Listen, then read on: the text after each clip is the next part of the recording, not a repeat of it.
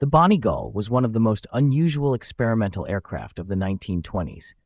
Designed by American aviator and engineer Leonard Warden Bonney, it attempted to reproduce some of the natural movements of a gull through mechanically variable wings and tail surfaces.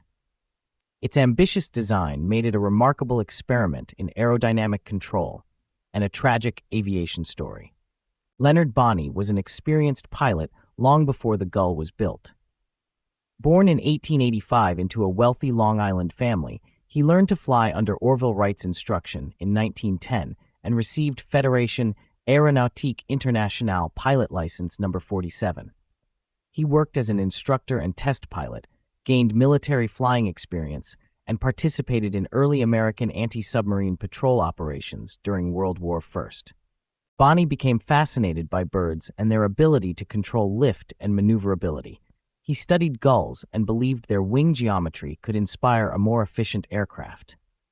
Work on the Gull began in 1926, with construction carried out in cooperation with the Kirkham Company in Garden City, New York.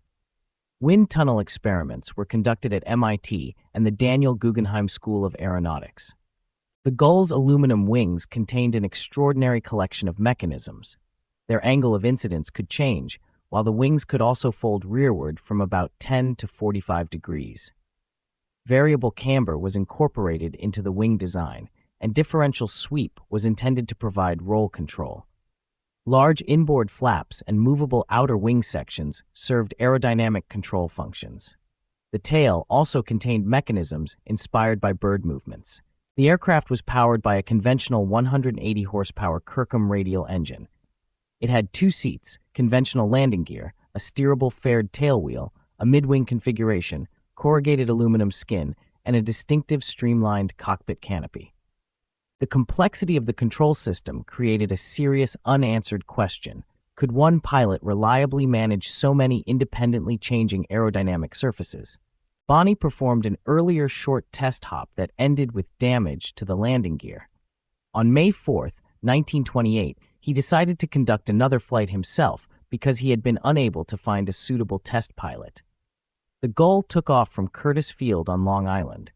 Shortly after takeoff, at roughly 50 to 100 feet, the aircraft experienced a roll and a pitch oscillation before suddenly diving into the ground.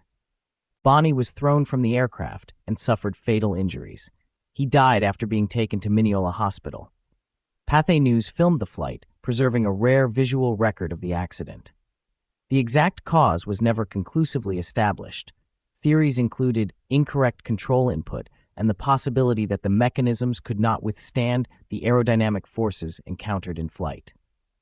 The Bonney Gull never became a practical aircraft, but several of its ideas anticipated later aviation technology. Variable incidence and variable sweep concepts eventually appeared in other aircraft for control, storage, braking, and expanding the flight envelope.